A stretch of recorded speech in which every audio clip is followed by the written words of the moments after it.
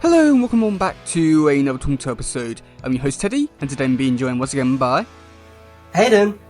And today we're going to talk about the TMNT, the 2007 movie. So yeah, also this is the 100th episode, so wow. Okay, let's go talk about that first. 100 episodes. Oh Wow. my god. That is incredible. 100 episodes later, we are still going strong, and we just want to say a massive shout out to all our subscribers, to all our fans that have supported this channel, and to keep doing what we're doing. And honestly, it is fantastic to hear that, and fantastic to see that every single one of you have enjoyed our podcasts together. And we just want to say a massive thank you to all the supporters, to all the subscribers, to all the fans, and we just want to say a massive thank you for all the support you've brought to the channel. Yeah, I don't know where to really begin, because this is only started as a thing just to keep us pretty much like together, really, in contact. Now we're doing this as pretty much like a full-time thing. Well, not a full-time thing, but like we're doing this every week and we're happily doing it. It's crazy to think that in 2 years rather get what it got here. So who knows, maybe in the next few years we might still be here. We'll find out. Absolutely. Well, cheers to another 2 years, I guess. Hopefully, if you live long enough. What's that supposed to mean? We'll find out. Okay, so back to the movie. What do you think about the movie briefly? If you can describe it briefly. Well, briefly, it has been many years since I watched this. Movie, and of course, I'm just telling everyone now. This was the first ever first thing I saw about Teenage Mutant Ninja Turtles, and I watched this movie when I was a kid growing up, and it was the first time I actually got introduced to Teenage Mutant Ninja Turtles, and from there, it's just kind of developed. But yeah, this was just the first time I was ever introduced to the Turtle universe and how deep the rabbit hole goes with it. And it's just crazy to think that all these years ago I watched it, and now I'm talking about it in front of everyone and you guys. It's kind of crazy, but yeah, no. Briefly, I thought it was pretty cool. Going back to the old roots, going back to seeing it all and how it's changed and how it's held up over the years. I think it's pretty good. Honestly, it is. I know I'm gonna talk about this a lot more, but it is really good, and it's held up surprisingly well in this day and age. Yeah, okay, yeah. So, I mean, my story with this one as well was also very similar to yours, because this was the movie that got me into Turtles back in 2007, because the way that I got into Turtles was through the McDonald's toys, this one, and then I played the game a lot, watched the movie hundreds of times. This is... I think it's probably one of the versions of Turtles which I've seen the most, despite only being like a movie and a game. It's a version that is very special in my heart. But yeah, I mean, I have to say that I want to give it a lot of positive reviews because of that special connection I have with this version. And there was one specific scene which everyone talks about, and for good reasons too, because it's such a great scene. But I do feel like this is probably one of the weaker movies. But I really want to give it but I feel like I'm going to give it a lot more positive reviews and nice things to say, just because I have a special place in my heart for this one. But also going back with this being our first version of the Turtles. So now that we've seen a lot more weirder and bizarre versions of Turtles with Krang, multiverses, we've got Batman and stuff like that, reincarnation. How do you feel about knowing a lot more now than what you did after watching this movie for the first time? Would you say that a lot of things have changed, or I mean, I know that in real life, yes, a lot of things has changed, but I know that with connection with the brand, did you ever think it would be, similar to this movie, or was you not expecting anything to be like? I hope that makes sense. Yeah, to some extent it does. Basically, when I first watched this movie, I was like, wow, this version is pretty cool. And I thought that was just Turtles in a nutshell. I thought that was just the one movie, and it was just the Turtles, Karai, and like Winters. I thought that was just it, but ever since we started this podcast, I've learned so much more about the Teenage Mutant Ninja Turtles and how big it is. Like, when I first got into this, I was thinking, it's probably on a small community, a small little movie. It's probably nothing too big. But how wrong was I? I have never. This community is so large. This whole brand is huge. And the multiverse and the different turtles and the different shows over the decades, over the years, from the comics to the TV shows to the movies, it is vast. And I was completely shocked about it.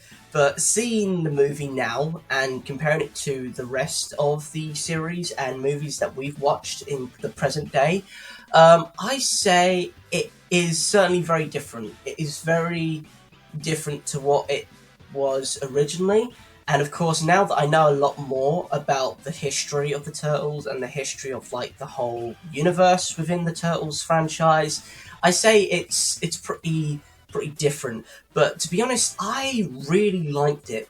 I really did like it, even though it happens way after the Shredder's defeated and the Foot Clan are dispersed and they're trying to bring in like new areas way back when.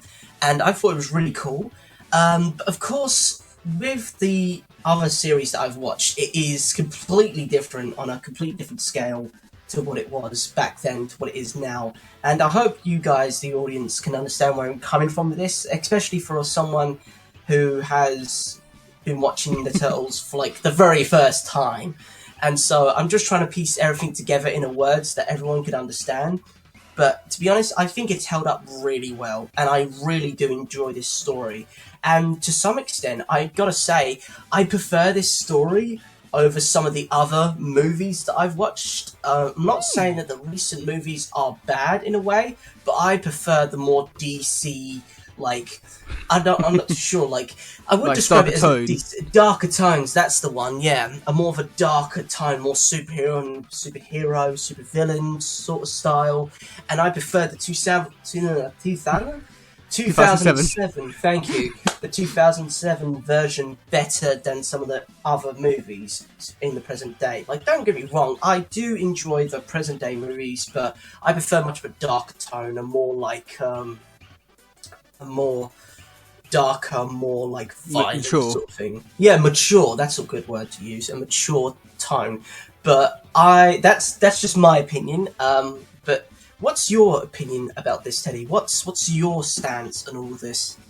Yeah, so I'd say like it's like a nice contrast to every other version, and I think that like this version has a lot going for this one. I think that this one has like possibly like the best cast for the movie.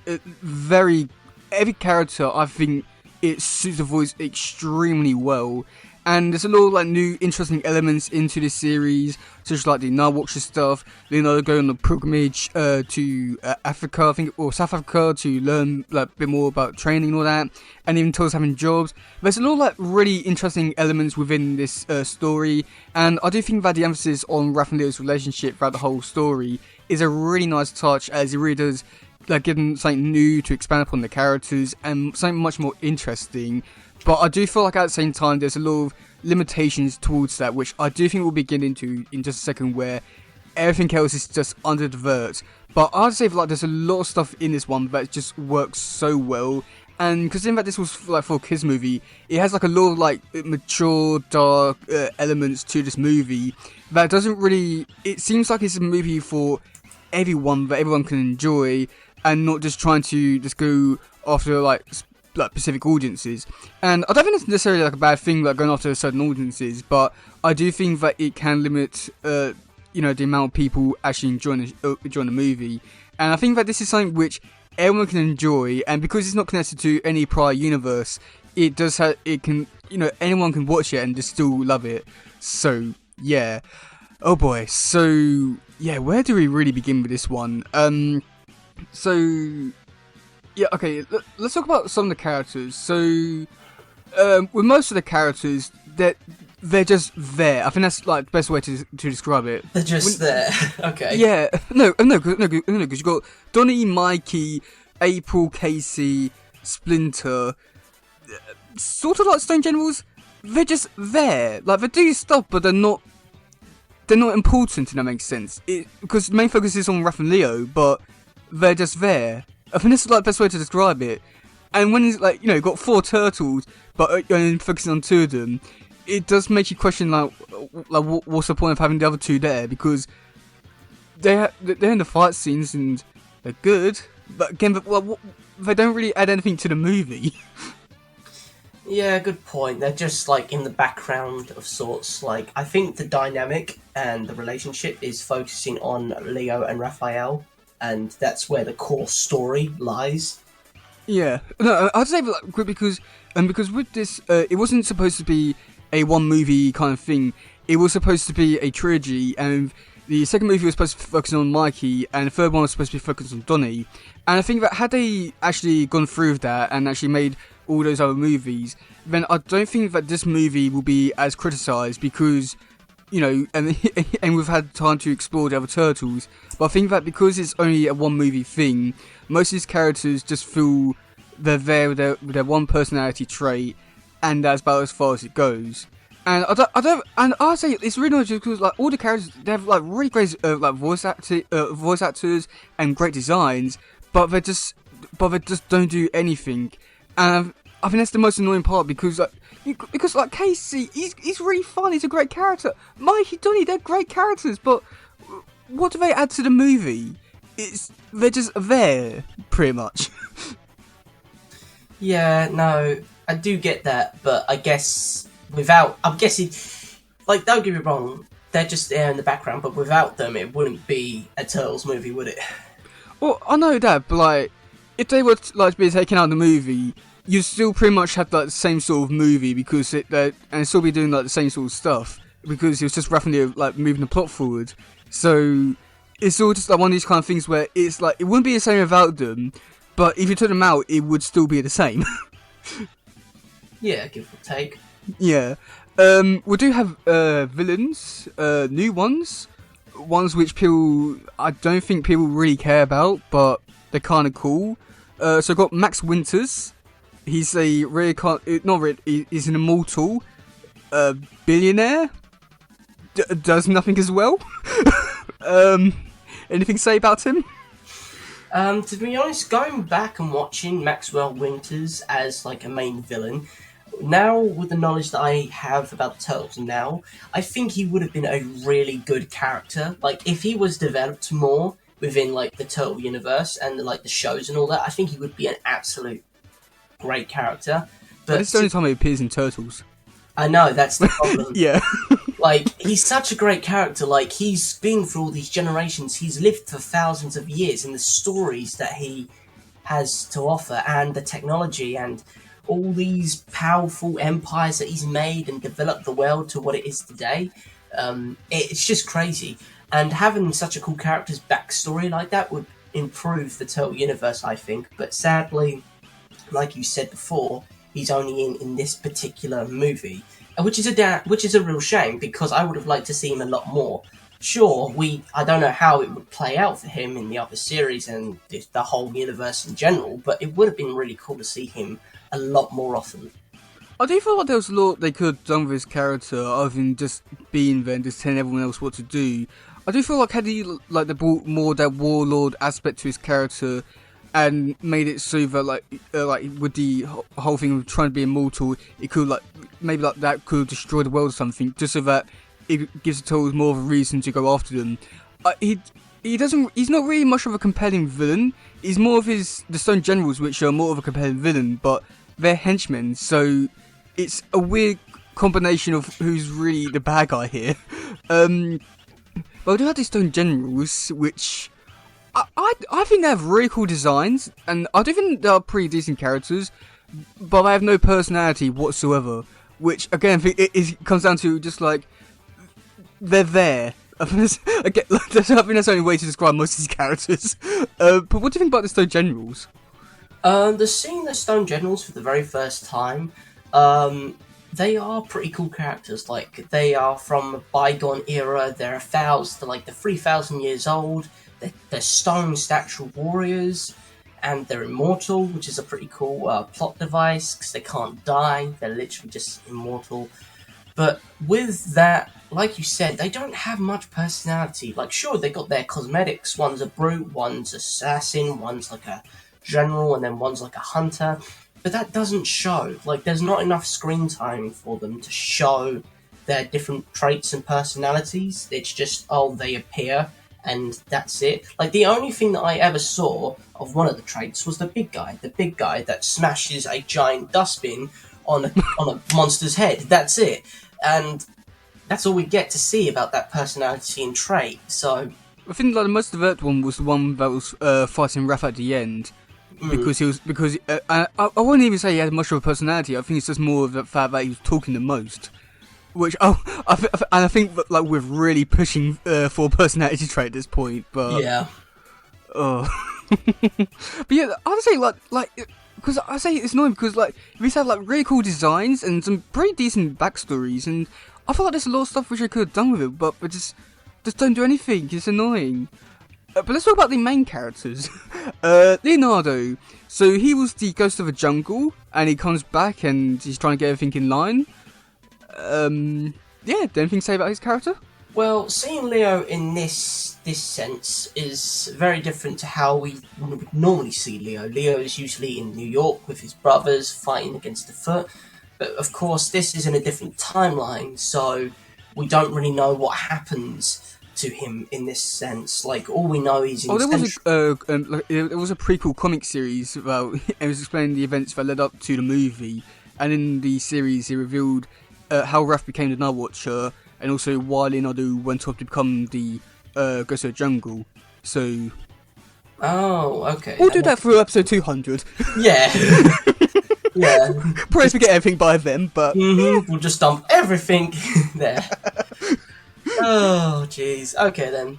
But yeah, no, seeing Leo as like the ghost of the jungle was a pretty cool introduction. Like, we see these soldiers going to the woods after stealing all the villagers' food and resources, and of course, there's Leo in the jungle fighting and just taking out these bandits, these rebels, and in the most awesome fashion possible. He's like a ghost, like the ghost of the jungle. Like, he is like in and out. People don't know what he is or what he looks like, and when people do see him, it's the last thing they ever see. And so it is a cool little plot device as an introduction to Leo and how and why he's out here to becoming a better person, but he's also trying to do the right thing and save people from the rebels.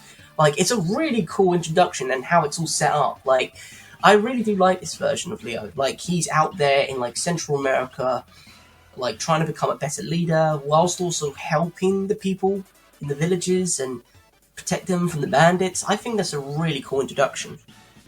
Yeah, I'd say that just like with like Leo and April, I feel like they have like such interesting like new character traits, such as like April will become a architect and Leo become a protector of the jungle. I think like there are such interesting and cool ideas for these characters. And I think the just downside is that they only have it for like the first like 5 minutes of the movie, and then it goes away. And I think it's so annoying just because these are like really interesting things, so you could do so much with it, and the possibilities are endless. But I think that because Leonardo is in the jungle, then within like the first 20 minutes, he goes home, and there's not really so much to it. It's annoying because there's so many cool elements about this, which is just so amazing and fun to see, but they don't really do too much with it, and I feel like they should go back to explore this because it writes itself basically. But I do think that's something which is which the fandom has more or less gone against this version of Leonardo within like the past few years, which I do think is pretty understandable. With his whole argument with Raph, like saying, "Oh, no, what's your thing? Oh, you're going out as if it's Halloween every night, risking the safety of his family."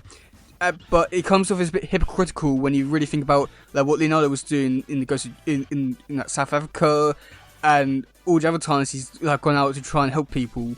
It's very hypocritical of him, and there's something which has definitely been coming up a lot against his character, I want to say within like the past year or two. And I do think it is quite fascinating when you do look at this version of Leonardo, and you really look into some of the stuff he's talking about. He's probably like one of the worst ones, just because he is so hypocritical. Did you notice that, or is it something you notice now about his character? To be honest, I did sense a bit of hypocrisy in there, like how Raphael can judge Leo for giving up, and then how Leo can judge Raphael as dressing up as Halloween. Like, there was a lot of tension in the room. Let's just say that, because there was a lot of hypocrisy. Like, why would they be so hypocritical, like, towards their, like, brethren? Like, I don't understand why Leo and Raphael would do that. Sure, Leo kind of left the brothers to defend themselves, really, and just leave the city unprotected, but Raphael did something about it. But in his anger, he kind of just became this whole different personality, and just kind of just separated from his brothers. Like, and then of course Leo, of course we're going to speak about this later on in the episode, I believe, but there's a lot of hypocrisy. Like, there is so much going on. Like, I don't understand why they're arguing. Arguing? Yeah. Arguing. There we go. Jeez. But it just doesn't make any sense. Like, don't get me wrong, Raphael, you've missed your brother, and the reason why you've missed him is because you don't have anyone that's on the same level as you. You don't have your brother. Like, for instance, if one of our siblings was to, like, go, like, it would be a piece of the family that's missing, you know, and you'd feel empty. Like, there's a piece of you missing, you know, and make you feel down. But it is a bit hypocritical. Like, there's a lot of stuff going on. Which doesn't make total sense, but I guess it's there for the plot device and driving the plot forward. Yeah, I mean, I think he has he does make a lot of good points, but I think that when you really think about it in terms of like what he's done, I feel like all that goes out the window. But Raph, oh my god, he's the Night Watcher. I love his voice. Oh my god. Yeah. Do I need to give you some time, some space? I mean, I love this version of Raph. I think he's possibly my favourite version of Raph. He was played by No North, by the way. Yep. Yeah. Everything about him is. It reminds me a lot like Lord 2003, but cooler. The Night Watcher aspect. Everything about this version of Raph is just peak Raph. Can we disagree that this is like the best version of Raph, or is it just me? I'm not gonna lie, this version of Raphael is pretty cool. Like, don't get me wrong, like, there are other Raphaels, but this Raphael takes the cake. And besides, Raphael drives a motorcycle. Like, I think that's pretty cool. Like, he has his own vehicle, his own bike. He's got this, like, motorcycle jacket and then motorcycle helmet. Like, it is pretty cool. And of course, the great voice actor Nolan North, such a great guy, and a great voice actor at that. Like, his character in this movie has just kind of set the bar for, like, Raphael and how Raphael should act and how he should behave. Because this is Raphael. This is a hot-headed character who doesn't like taking orders. Like, this is the Raphael that I want to see a lot more of. Yeah, you know, I have to say that this version, because I feel like with other versions, is always the anger part of his character, and I do think it doesn't sound just because that is his personality trait, but I feel like when you do explore his character in other aspects, you are to find a much more interesting character, and I don't think many versions have really been able to explore this. I do think that 2003 did a really great job at this, and they was able to explore his other sides of his character, and I do think that when you express his other sides, you can really make him much more interesting character. Because one scene which always comes to my mind is in the episode Tales of Leo, where he's crying out for Leo, and I think that this movie just does it all, where it's able to capture everything, where he has that like hot-headed, angry attitude, like very pissed off throughout most of it, but then he goes into that very angry, dark place for the fight, and then he goes into that emotional bit afterwards. And I think that like it shows everything about his character, and it's able to like show like there's a lot more to his character, and I do think that like there's so much more they could have done, but because of like the time limit and all that, and because it's only a movie, they weren't able to fully express it. And I just think that this is just the perfect Raph, and we need to bring this Raph back. Absolutely. I think we need to see a lot more of this version of Raphael. Also, Hashtag justice for No North.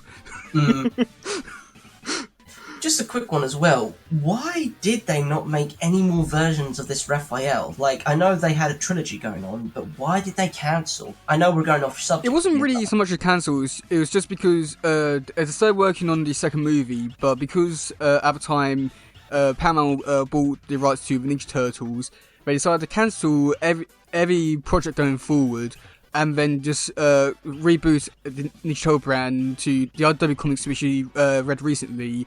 Got the 2012 show, and then the 2014 Michael Bay movie one.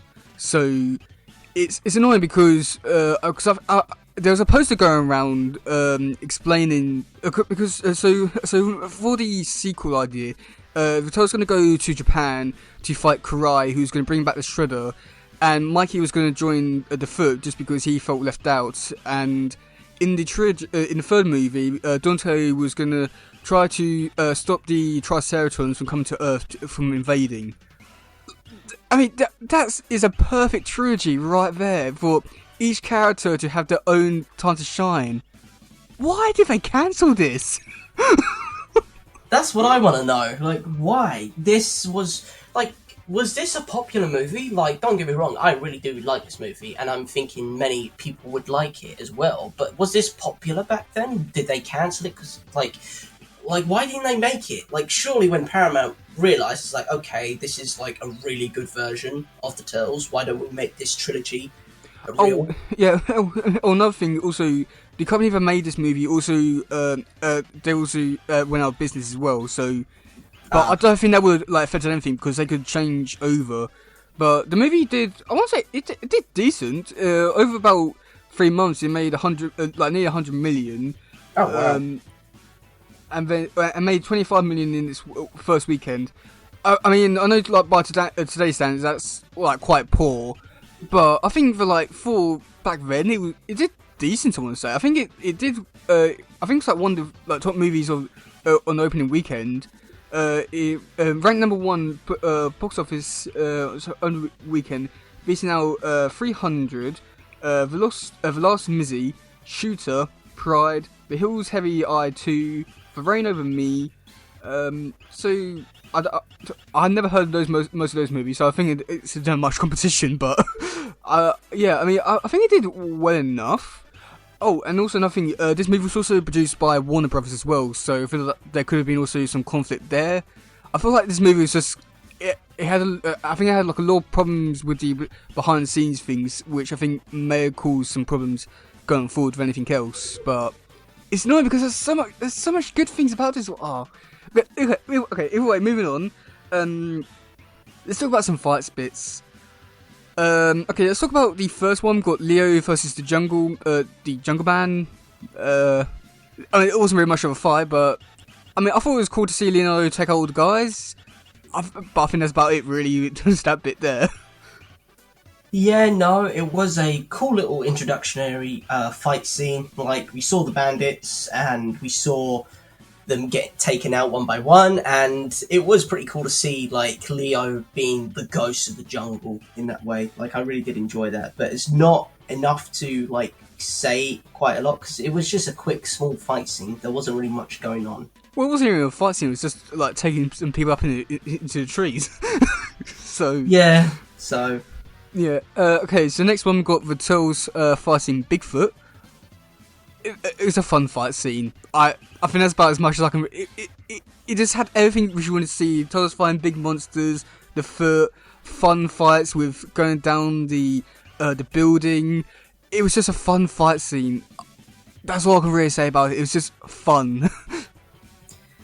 Yeah, no, don't get me wrong. The monster fight scenes throughout this movie were really cool. Like, we saw a whole new side of the Turtles and their enemies. Like, But the first fight scene where they're in the tower, the construction tower, and they're fighting this like blue Bigfoot character type of guy, it was pretty cool because we got to see the Foot as well, including Kurai,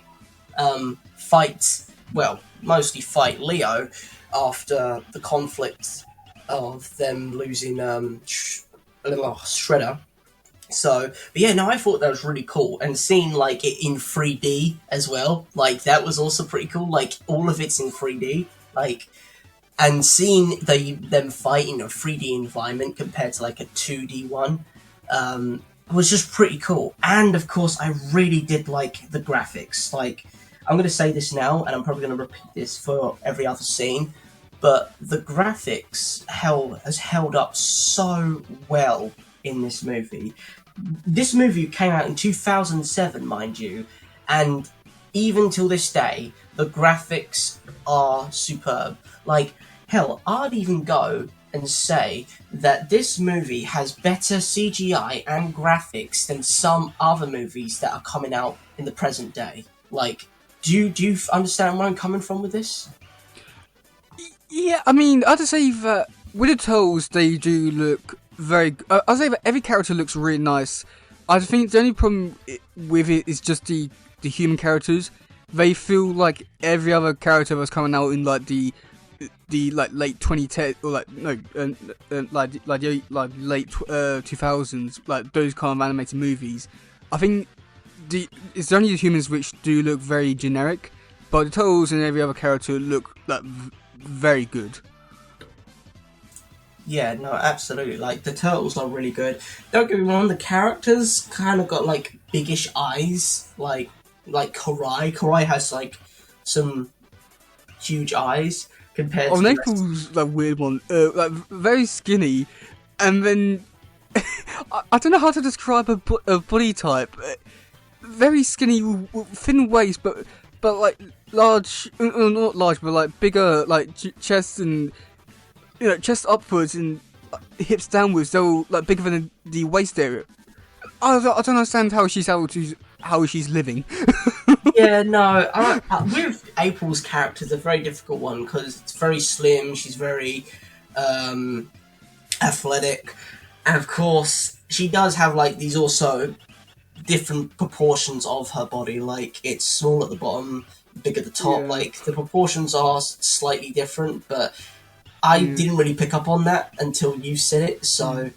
Casey had like a wide jaw as well. Oh yeah, Casey Jones.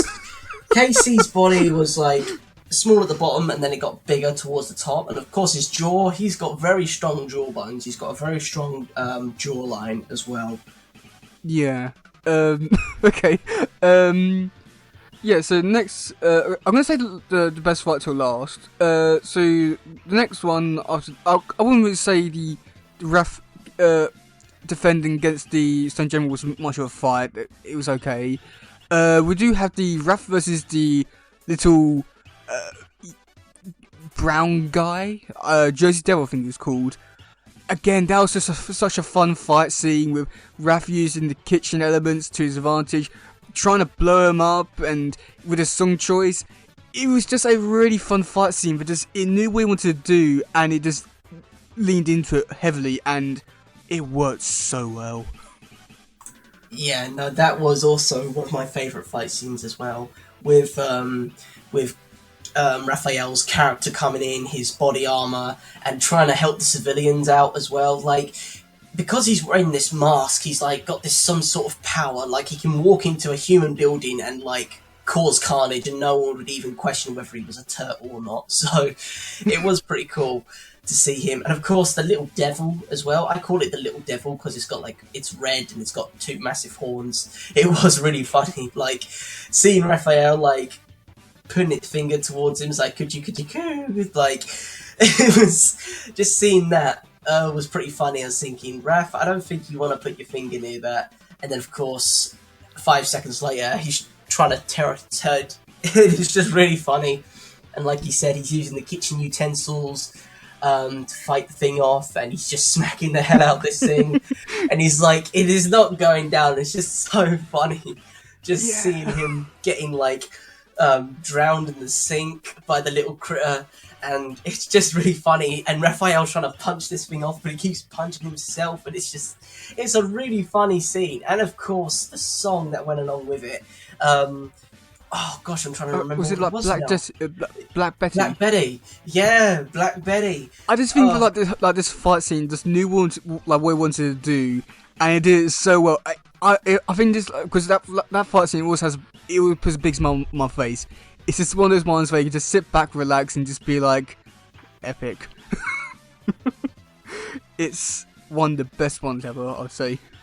It is, honestly, I gotta agree with you on that one. Like, it is a pretty good fight scene. I'm surprised they don't do this in, like, the other series that we've watched. Like, this would be a great little scene. Like, there would be, like, maybe in the 2012 show, like, there's a song going on and there's someone that's fighting him, and they're using the equipment, like, to fight off the foe, and then a relatable song comes on. Like, why don't they do that more often? I know it's probably something to do with copyrights and the rights to the songs and all that, but it would be awesome to see that.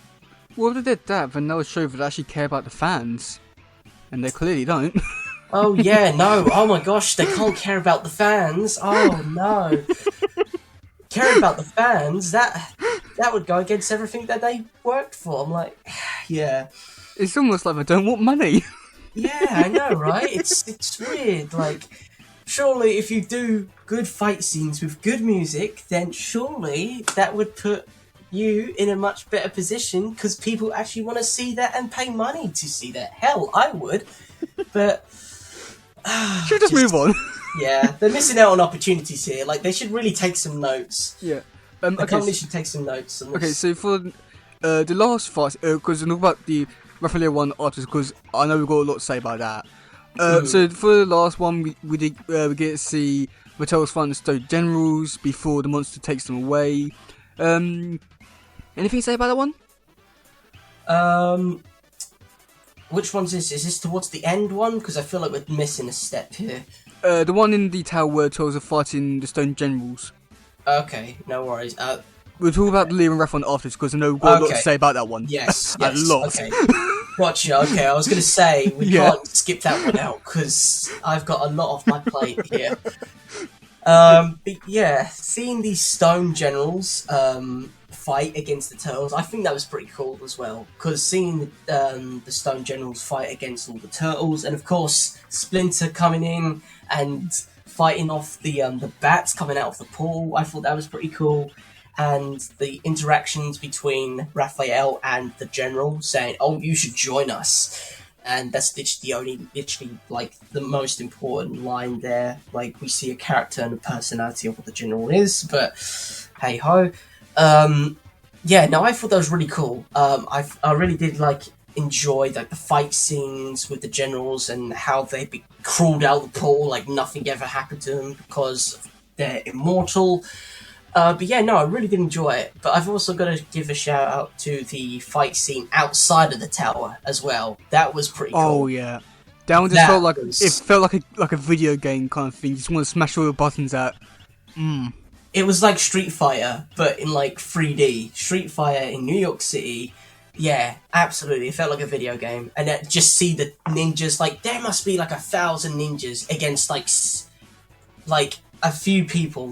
There's April, there's Casey, there's Splinter, the Turtles, and there's 1,000-foot ninjas, and they're all fighting. And of course, you've got Karai versus April, and they're going at it. And it literally it is so much action going on in there. You don't know what to look at first. There are so many of them on the screen. I've never seen so many foot ninjas on one screen at any given time. It is mental. Yeah, I that was one of my favourite scenes. I think that scene took them a long time to make. I can't remember where I read it, but I think I read it somewhere. It took 6 months to make, or 9. Wow. It took a long time to make that one, but it was worth it. But I'd say that with the fight scene between the Turtles and the Stone Generals, it was fine, I want to say. I mean, it was cool to see the Turtles fighting together properly, fighting them. But I feel like with the Stone Generals and the way that they built them up to be these big threats, they weren't really coming off as like these big threats whatsoever. Because I was told they were able to handle them perfectly fine. They just couldn't defeat them. They just didn't really feel much of a big threat whatsoever. It felt a bit underwhelming, but it was still cool to see. But I felt like there was a lot they could have done with it. If it makes sense. Yeah, no, I have to agree with you on that one.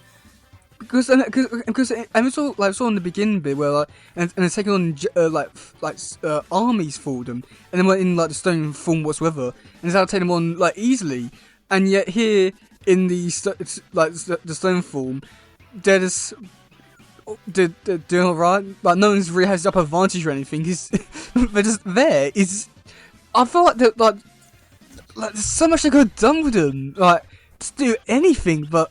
Like, actually made him a bit of a threat or something so that all tells how you know challenge with, but yeah, I mean I must admit it was quite nice to see Tells did switch up the the villains, which was quite nice, but with like little personality and not being much of a threat, it didn't really make much difference. So yeah.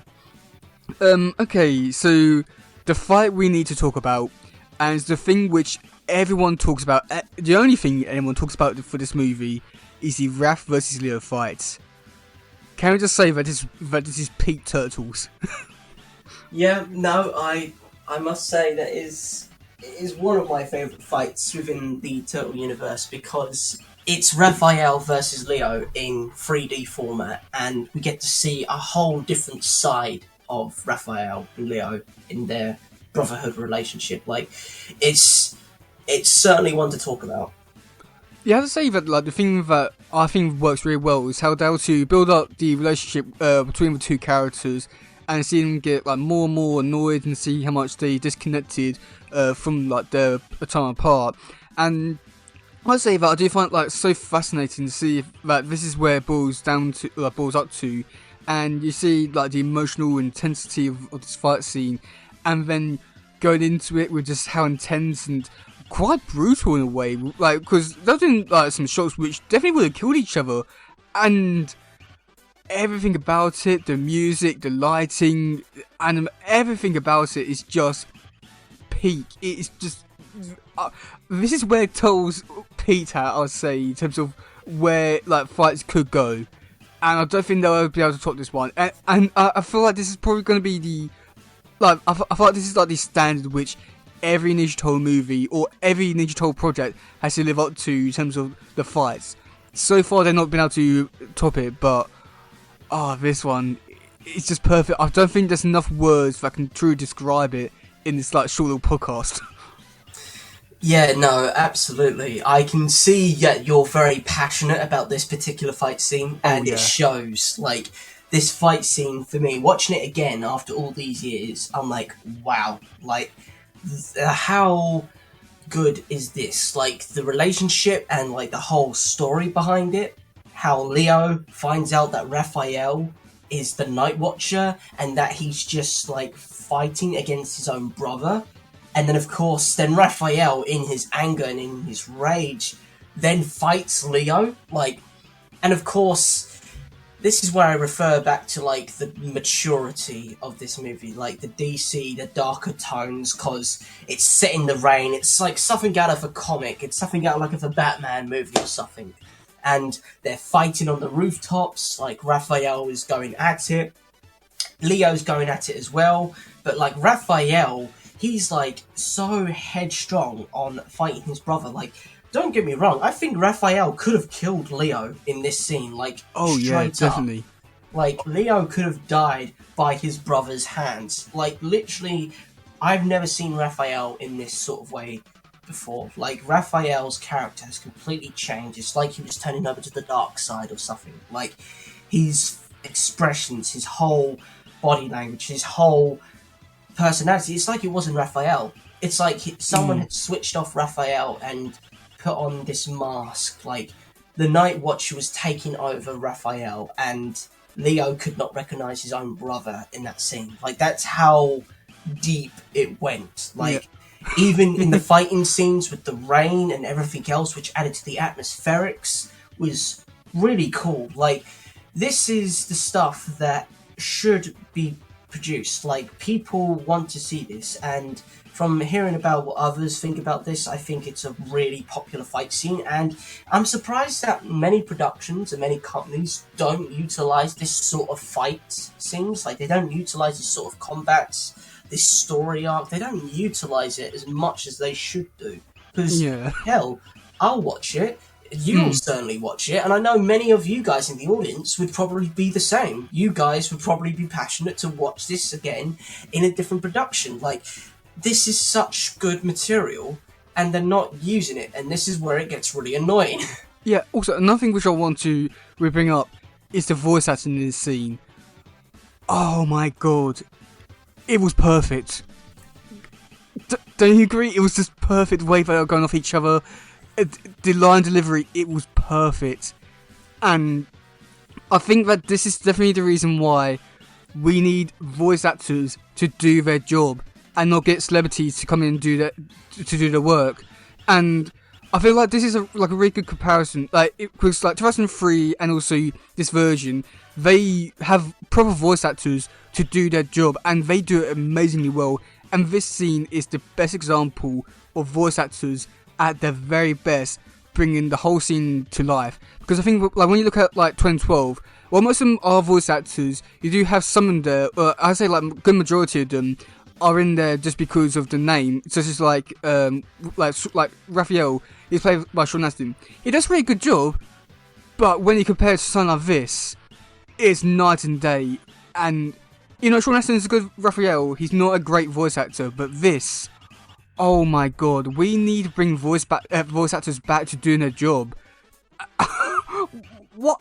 People are so stupid nowadays to just bring in actors. When we've got voice actors, it could do their job so much better.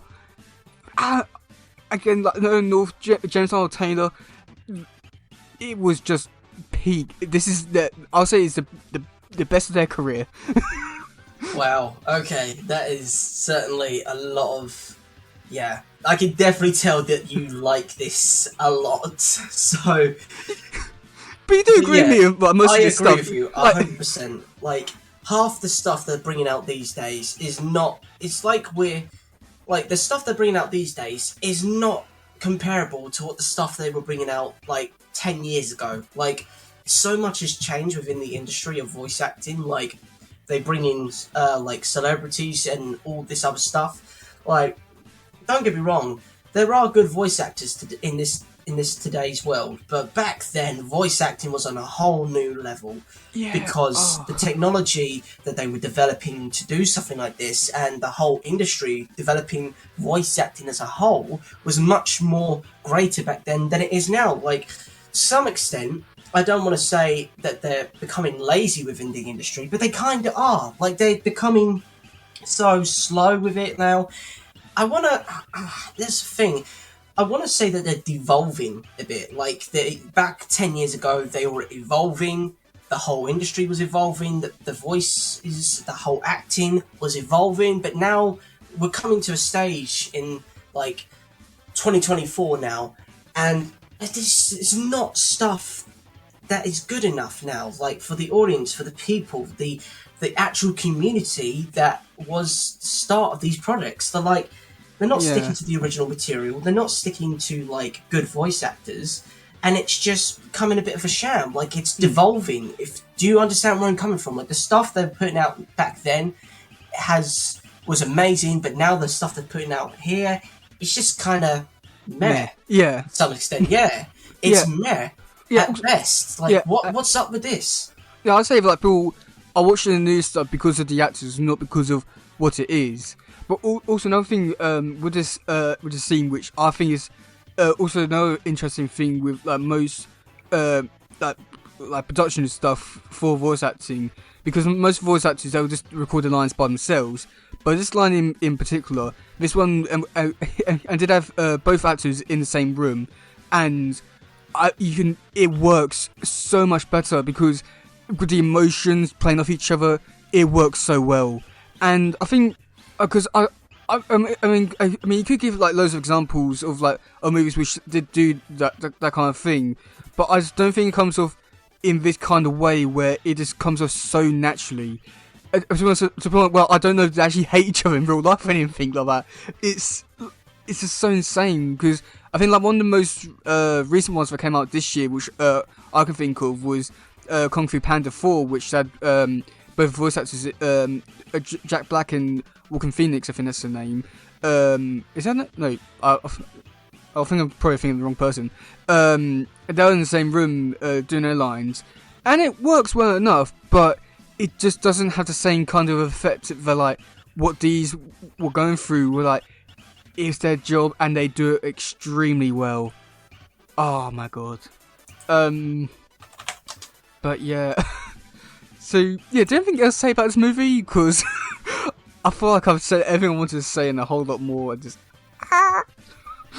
To be honest, I can't think of anything else. Like, I've said all the important stuff. Like, if we were to talk a bit more, we'd probably talk about, like, the mini stuff, like the mini background characters. Like, it's very mini compared to what we've just talked about here. So, yeah. I think I'm happy, because if not, I'm just going to go through every little bit, and I will be here all night. So, I think I'm satisfied in leaving tonight's podcast with what's been said, really.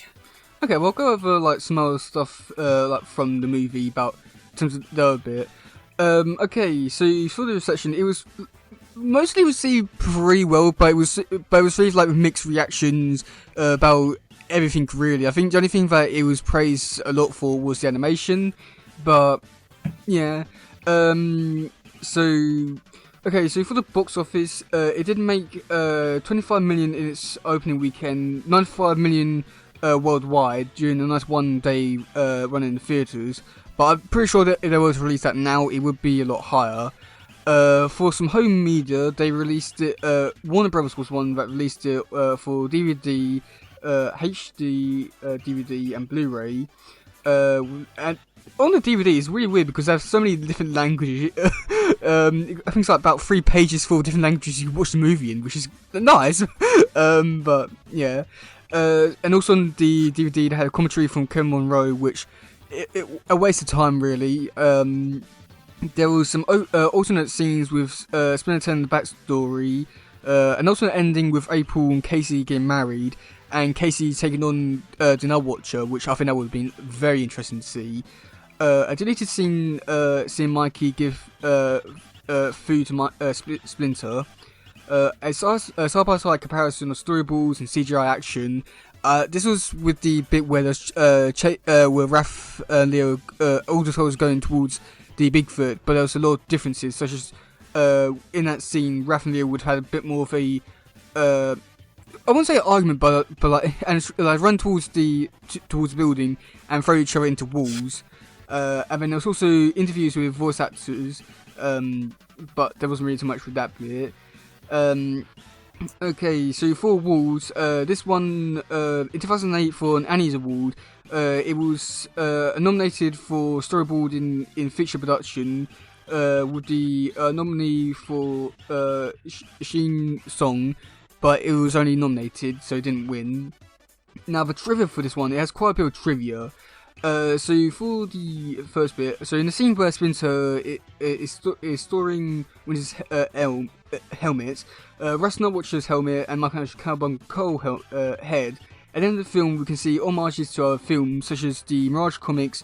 The shrine in Splinter's room holds the TGRI canister, which was the canister that gave the Toes to use, but in the second movie it was called TGRI instead of TCRI, which is a weird one.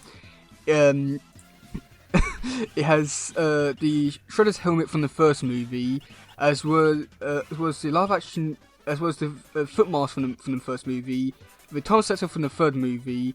Walker is a character from the third movie as well. A helmet and mask from that Toes wore in that movie as well. And finally, Lord Noraki armor and helmet. There's a mouse part and a Triceratops helmet, which is quite cool. and Mark Spencer's role from the first 3 movies. Now, this is something which should be said, is that for years people have been debating if this movie takes place in the original trilogy or if it takes place in the 2003 universe, but it's weird just because the director says that it's part of the original movies, Peter Laird says it's its own thing, and then in 2009 there was a movie which we saw a few years ago with the Total Multiverse, and in that bit it did reveal that 2007 is part of its own separate universe. So this movie is the fourth film is the fourth film to be released in March. The whole original script can be found online, which just has some pretty interesting differences from the movie. And the script was first made in 2005, which it's really fascinating to see like some of the changes, just because like some of the original script didn't make it into the game, which is like a lot of interesting parts about that. This is the second TMNT film to include a dedication. The other was the second TMNT movie, was dedicated to Jim Henson. This one was dedicated to one of the voice actors from Mark Splinter.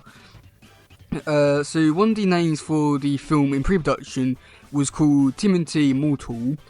During Raphael's finishing line, the phrase "We strike hard and fade away into the night."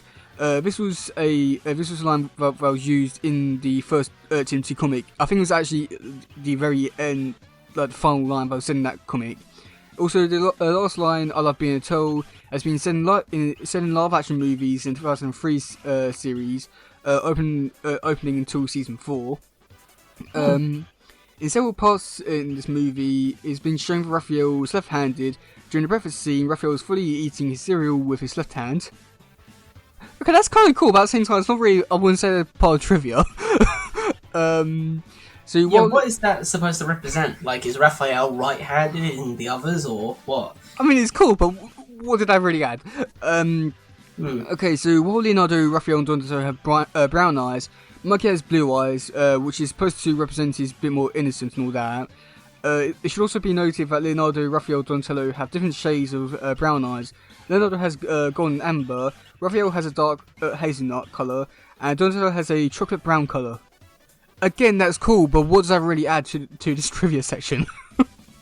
So this is the first entirely animated Toll movie, and also the first CGI movie in the series, and also the first time Toll's was fully CGI, which is quite cool.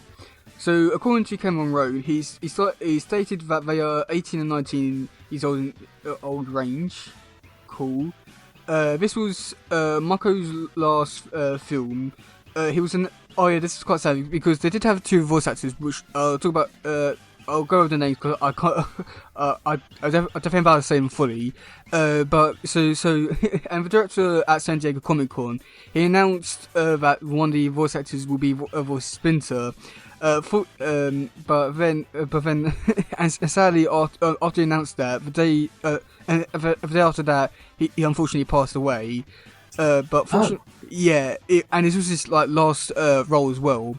But and unfortunately, he did finish like a majority of his lines. So yeah, and that's why this film was dedicated towards him.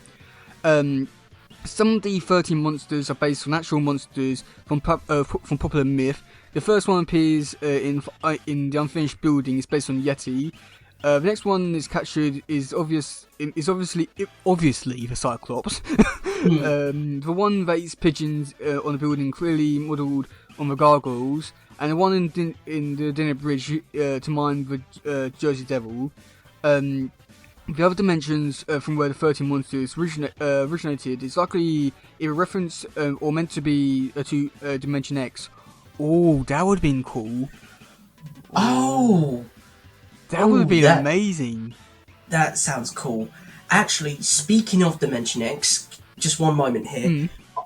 I really did thought that portal and those monsters were from Dimension X in the movie. I think for like that... It was closely relating to that, I think. But I didn't want to say anything just in case I was like wrong about it. I think that might have been like the plan if they had gone through the third movie, but I feel like that would just be like more of like a retcon kind of thing. But I feel like it would be cool to just headcanon it anyway. Okay, so even though Karai made an appearance in this movie and was known by the turtle, she was never introduced into the movie's universe, and she probably put in to have more elements of the 2003 show. The lyrics of the beginning of the song called "Shell Shot" by Gym Class Heroes in the ending credits make references to being Rocksteady, with the quotes "Skiddly beat bop, we rock steady over kicking snares." Oh god, that's not aged well. So released in 2007, TMNT was the first major film from Image, Muggy. Yep. It was also the latest incarnation of Turtles on big screen after the fourth live-action film failed to get off the ground in 1994 and 2001. That's a whole lot of other kind of worms to be talking about with the unproduced stuff. Samuro had already had blueprints for plays. So we'll talk about that with the other movie stuff. Many design elements were carried over to the 7th season of the 2003 show. The movie is considered to be. We'll talk about that one as well. A poster for this movie was featured in and it's featured in one of the TMNT comic books, which is cool. So according to James Arnold Taylor, apparently there was other voice actors for Casey and April Winters before, and decided to change them afterwards for well-known actors. One of the real-life New York landmarks was shown in the movie, the Brooklyn Bridge. You can spot the surname of director Ken Monroe spelled out in Japanese Haragan on a shop in the first Now Watch This scene. That's kind of cool. Okay, do you want to hear the cast for this one? And I feel like you're going to be very surprised with this one. No. Pardon? I'm messing with you. Of course I want to hear the cast. Oh, good. Okay. So you got worried then for a sec, didn't you? Well, I didn't know if it was the thing that cut out or something like that. Okay, either way, getting back to it. Oh, right. Yeah. Okay. So with the voice actors, so I wanted the Turtles to actually have proper voice actors, voice actors. Just so for like, if you was watching a movie, you wouldn't be hearing like Tom Brady or like The Rock or John Cena or something along those kind of lines. And I think it works really well. However, with some of the other characters, we did want to give getting other like well-known voice actors, or not voice actors, but like well-known celebrities, which I do think is understandable and think works well enough.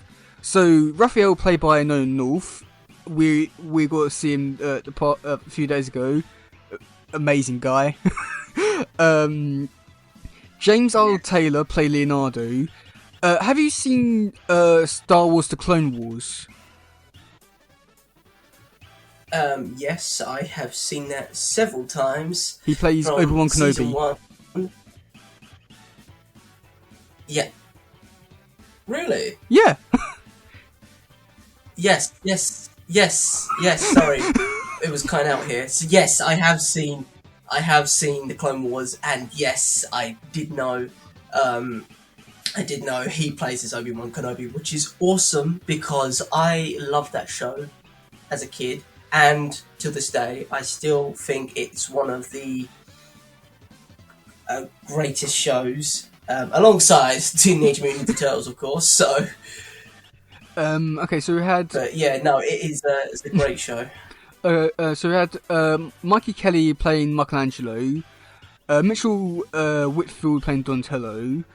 We've got. So who do you think played Max Winters? Oh gosh, I'm trying to think of the name now. It's gone. Oh, I had it on the tip of my tongue this entire time, and you asked me the question, and it's gone. Patrick Stewart. That's the one. I know his name was like Stuart Stuffing, but I didn't know the first name. It's like Stuart Stuffing is like, come on, going for the alphabet here. Yeah, Patrick Stewart. Okay. Who do you think voiced Casey Jones? This one I thought will surprise you. Gosh, I'm trying to remember now. It's been so long. Come on, put me out of my misery. Chris Evans, Captain America.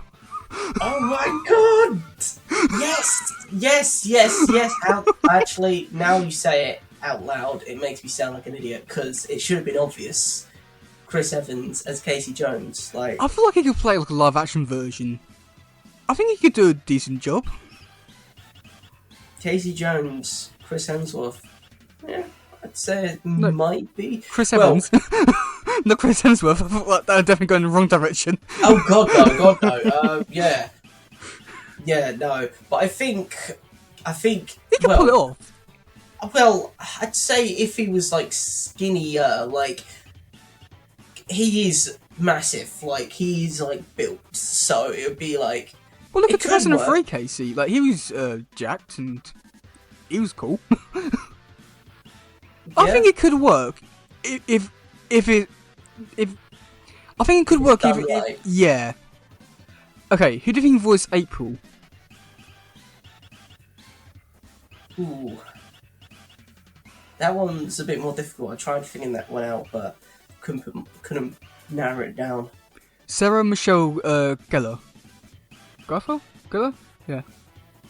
Why does that ring a bell? I've heard the name, but I've only ever seen it in this. She was in Buffy.